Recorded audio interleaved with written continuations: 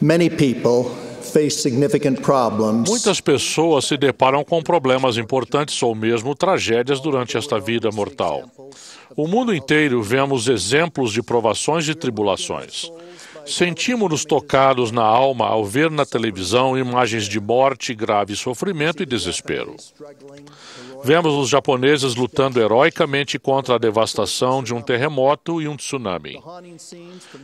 As terríveis cenas da destruição das torres do World Trade Center que foram recentemente exibidas foram dolorosas de reviver. Algo agita nosso íntimo quando nos conscientizamos dessas tragédias, especialmente quando sofridas por pessoas inocentes. Às vezes, as tragédias são muito pessoais. Um filho ou filha morre cedo na vida ou é vítima de uma doença devastadora. A vida de um pai amoroso é ceifada por causa de um ato impensado ou acidente. Sempre que ocorre uma tragédia, choramos e nos esforçamos para carregar os fardos uns dos outros. Lamentamos por coisas que não serão realizadas e por hinos que não serão cantados. Entre as perguntas mais frequentes feitas aos líderes da igreja estão: por que um Deus justo permite que coisas ruins aconteçam especialmente a pessoas boas? Por que aqueles que são justos e estão a serviço do Senhor não estão imunes a tais tragédias? Embora não saibamos todas as respostas, conhecemos importantes princípios que nos permitem enfrentar as tragédias com fé e com certeza de que há um futuro brilhante planejado para cada um de nós. Alguns dos princípios mais importantes são: primeiro, temos um Pai Celestial que nos conhece e nos ama pessoalmente e entende perfeitamente o nosso sofrimento. Segundo, seu Filho Jesus Cristo é nosso Salvador e Redentor, cuja expiação não só proporciona a salvação e a exaltação, mas compensa todas as injustiças da vida. Terceiro, o plano de felicidade dado pelo Pai a seus filhos inclui não só a vida pré-mortal e uma vida mortal, mas também uma vida eterna, que inclui uma grande e gloriosa reunião com aqueles que perdemos. Todos os erros serão corrigidos e veremos tudo com perfeita clareza e irrepreensível perspectiva e compreensão. Da perspectiva limitada de quem não tem conhecimento, compreensão ou fé no plano do Pai, alguém que só vê o mundo pelo prisma da mortalidade, com suas guerras, violência, doenças e males, esta vida pode parecer deprimente, caótica, injusta e sem sentido. Os líderes da igreja compararam essa perspectiva à de alguém que entra no meio de uma peça de 3 atos. Aqueles que não têm conhecimento do plano do Pai não entendem o que aconteceu no primeiro ato ou na existência pré-mortal, nem os propósitos lá estabelecidos. Tampouco entendem o esclarecimento e a conclusão que virão no terceiro ato, que é o glorioso cumprimento do plano do Pai.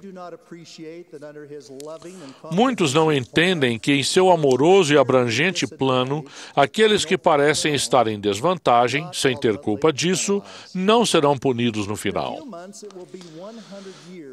Em poucos meses, completam-se 100 anos do trágico naufrágio do transatlântico Titanic.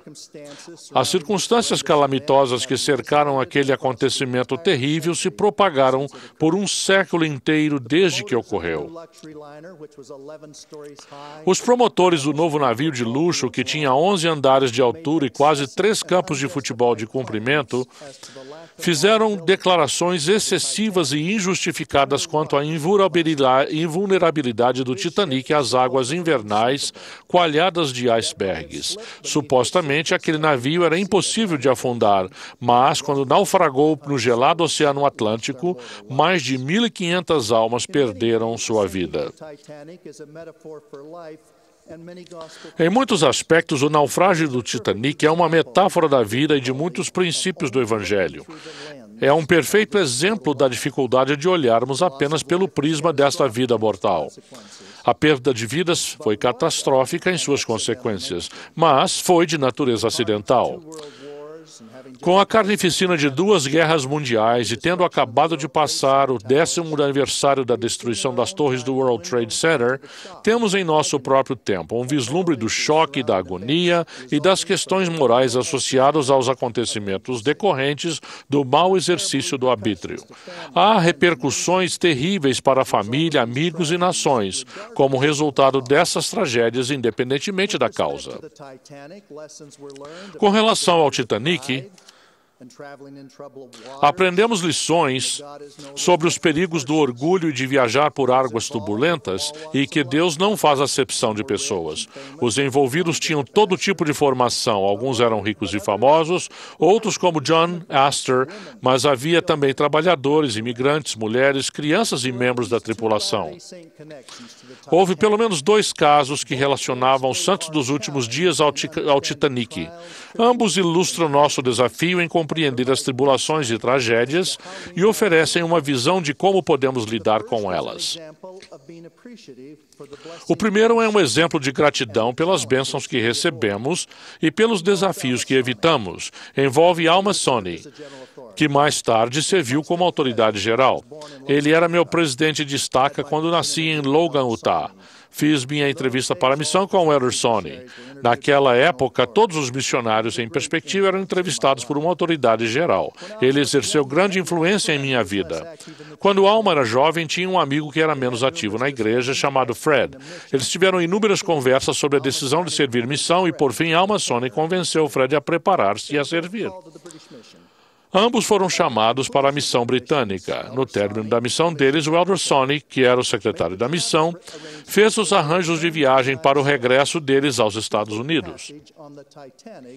Ele reservou uma passagem no Titanic para si mesmo, para Fred e para outros 4 missionários que também tinham terminado a missão.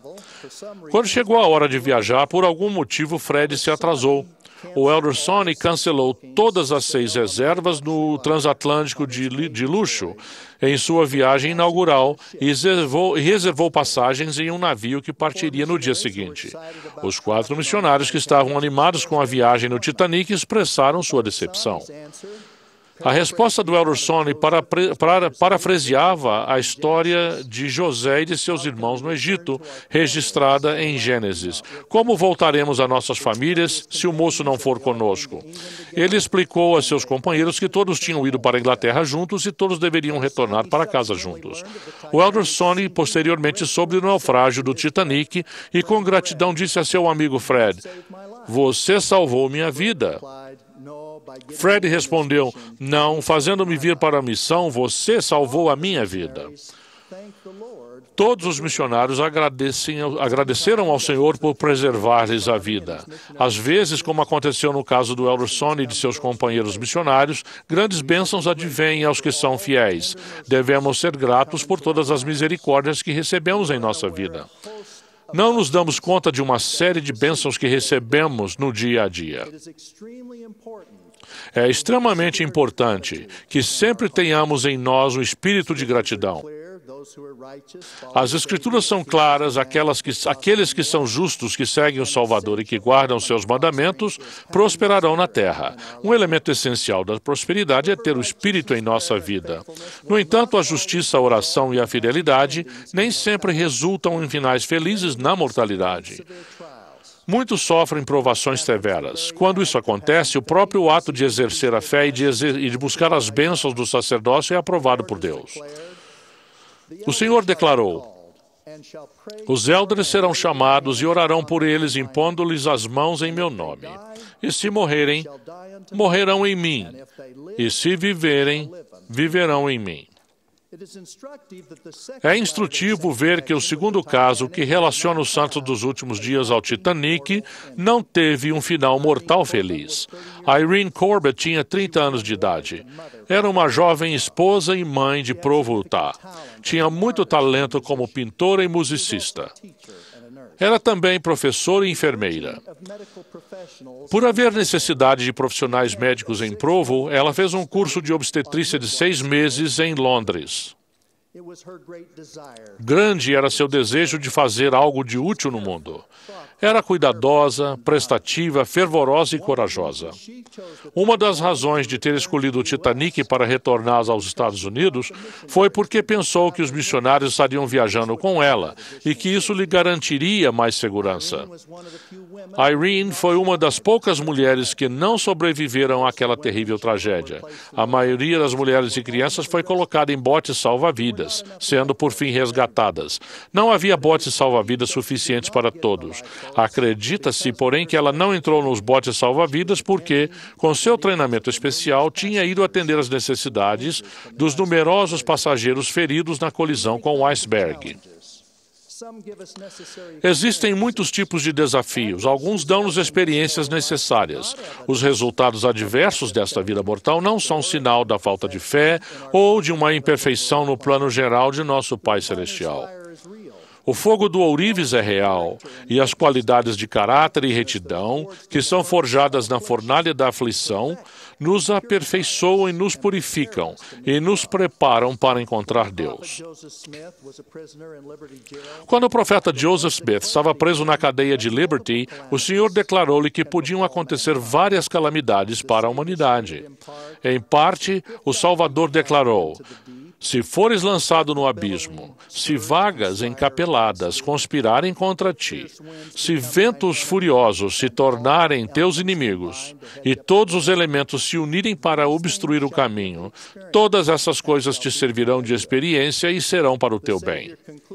O Salvador concluiu sua instrução dizendo: teus dias são conhecidos, e teus anos não serão diminuídos. Portanto, não temas, pois Deus estará contigo para todo sempre. Alguns desafios resultam do arbítrio alheio. O arbítrio é essencial para o crescimento e desenvolvimento espiritual individual. A má conduta é um elemento do arbítrio. O capitão Moroni explicou essa doutrina muito importante. O Senhor permite que os justos sejam mortos para que sua justiça e julgamento recaiam sobre os iníquos. Ele deixou claro que os justos não estão perdidos, mas entram no descanso do Senhor, seu Deus. Os iníquos serão responsabilizados pelas atrocidades que perpetrarem.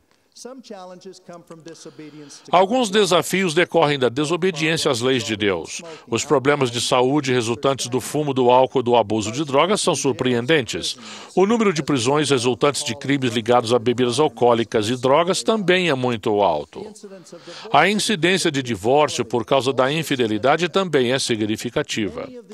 Muitas dessas provações e tribulações poderiam ser evitadas mediante a obediência às leis de Deus. Meu querido presidente de missão, o Elder Marion D. Hanks, que faleceu em agosto, pediu a seus missionários que memorizassem uma declaração para resistir aos desafios mortais. Citação: não há caso, destino ou sina que possa burlar, impedir ou controlar a firme resolução de uma alma determinada. Ele reconhecia que isso não se aplicava a todos os desafios que encontramos, mas era verdade em questões espirituais. Sou grato pelo seu conselho em minha vida. Uma das razões da terrível perda de vidas no Titanic foi a ausência de botes salva-vidas suficientes. Independentemente das tribulações que enfrentamos nesta vida, a expiação do Salvador provê botes salva-vidas para todos. Para aqueles que acham que as provações que enfrentam são injustas, a expiação cobre todas as injustiças da vida. Um desafio especial para aqueles que perderam seus entes queridos é o de não se aterem às oportunidades perdidas nesta vida. Muitas vezes, aqueles que morreram cedo demonstravam ter grande capacidade, interesses e talentos. Com nossa compreensão limitada, lamentamos as coisas que não serão realizadas e os hinos que não serão cantados. Isso foi descrito como alguém morrer com a música ainda dentro de si. A música, nesse caso, é uma metáfora de todo o potencial não realizado. Às vezes, as pessoas fizeram uma preparação significativa, mas não tiveram a oportunidade de realizá-lo na mortalidade. Um dos poemas clássicos mais citados, Elegia escrita num cemitério campestre, de Thomas Gray, reflete sobre essas oportunidades perdidas. Muitas flores desabrocham sem serem vistas. e desperdiçam sua doçura no ar do deserto. A oportunidade perdida pode se relacionar à família, à profissão, aos talentos, às experiências ou a outras coisas.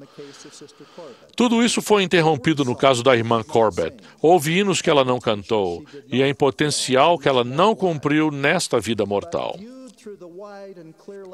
Mas pelo prisma amplo e claro do Evangelho, em vez da lente limitada da mera existência mortal, sabemos da grande recompensa eterna prometida por um Pai amoroso em seu plano. Como ensinou o apóstolo Paulo, as coisas que o olho não viu e o ouvido não ouviu e não subiram ao coração do homem são as que Deus preparou para os que o amam. Um verso de um hino querido oferece consolo e uma visão mais clara. E Jesus, ouvindo, pode ouvir os hinos que não posso cantar. O Salvador disse, portanto, que se console vosso coração. Aquietai-vos e sabei que eu sou Deus. Temos sua promessa de que, com nossos filhos, entoaremos cânticos de eterna alegria. Em nome de Jesus Cristo, nosso Salvador. Amém.